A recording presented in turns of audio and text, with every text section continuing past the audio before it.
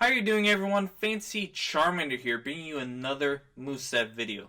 In this Moveset video, I decided to talk about Jellicent. Jellicent is a water and ghost type Pokemon introduced in Generation 5. It has a really strange Pokédex entry. If you guys don't know, here it is. And the biggest appeal of this Pokemon is how the male form resembles the Pringles mascot very well. Hence why a lot of people like to nickname him Pringles.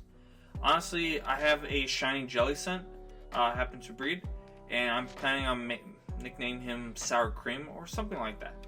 So it'll be really cool. Jellicent's stats are really good. With the right IVs, it can be a really good tank. It has 4 weaknesses, but it can resist 6 typings. And it has access to abilities like Water Absorb and Curse Body. The only problem I have with this Pokemon is its speed stat, but overall, I think it can be a really powerful tank, and it can really throw off some opponents, especially ones that don't know how to deal with Jellicent.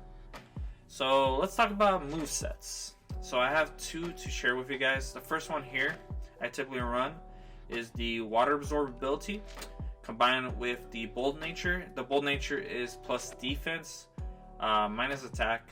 That's the one I typically like to run. You can also do plus special defense, minus attack.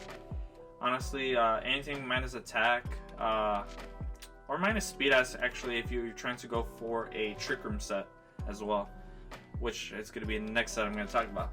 But we're talking about my set. So max EVs in HP and defense is a must. It's holding the items left over, which increases your health after the end of every turn. And the moveset I picked is Scald, Will-O-Wisp, String Sap, and Hex. This Jellicent is more of a physical wall, I admit, and can easily take down strong attackers like Dracofish or any fighting sweepers. The way the set works is to basically burn your target with Scald or Will-O-Wisp. As you know, Scald is a 30% chance to burn your target, while Will-O-Wisp is 100% burn. Honestly, I typically run both just because I need to do extra damage with Scald. Will-O-Wisp just gives me the for sure burn. And when you combine the burn with the move Hex, Hex, if you don't know, it's a ghost type move that doubles in damage if your target has a status effect. So if it has a burn, the damage is doubled. So it's a really deadly combo.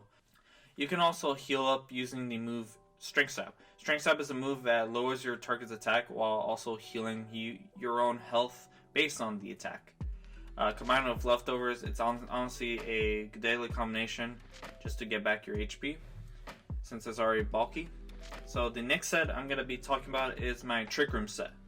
So with the same EVs, I want to say, and ability and nature, and maybe 0 IV in speed. And then actually with the nature, like I mentioned before, we can just lower the speed. So we can have a minus speed, probably plus defense, or minus speed plus special defense, honestly.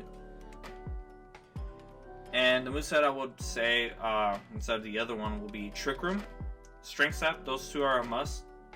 And your attacking moves will be Scald and Shadow Ball.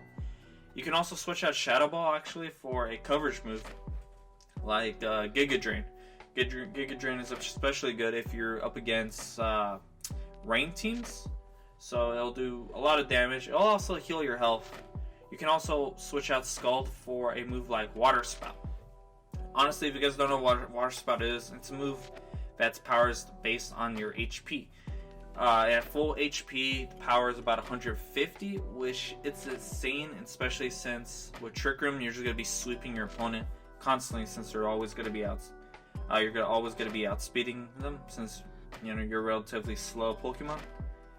And for the item, you can also run a leftovers like the previous set, but you can also run an item that weakens a certain typing.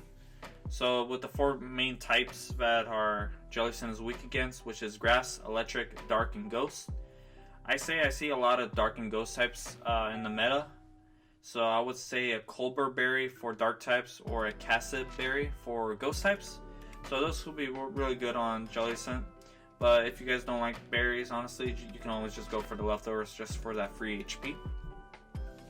All the moves I mentioned can easily be attained through either leveling up, through TMs, or through TRs.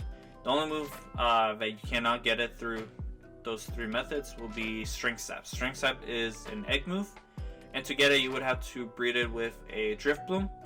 Drift Bloom gets it as soon as it evolves from a Drifloon, so it's really easy to obtain.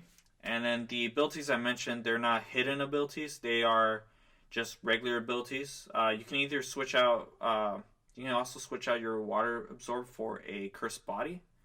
Both abilities are really good, but I typically run Water Absorb just because of the amount of water types I go up against, especially all those rain teams, since they're really meta right now.